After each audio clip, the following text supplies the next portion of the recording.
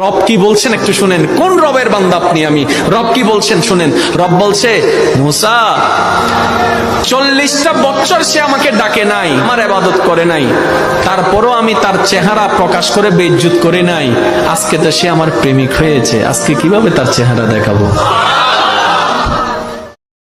হাসান হোসেন অসুস্থ হলে বিশ্বনবী তাবিজ পড়াইছে। বিশ্বনবী একটা স্পেশাল দোয়া করতেন, যাদের রেকর্ড চলতেছে রেকর্ড করে নেন। হাসান হোসেনকে এই দোয়াটা পড়ে ফু দিতেন, আউযু বিকালিমাতিল্লাহি তাম্মা মিন কুল্লি শাইতানিন ওয়া হাম্মা ওয়া মিন কুল্লি আইনিন লাম্মা। রব্বানা আতিনা ফিদ দুনিয়া হাসানা ওয়া ফিল আখিরাতি হাসানা ওয়া কিনা আযাবান নার।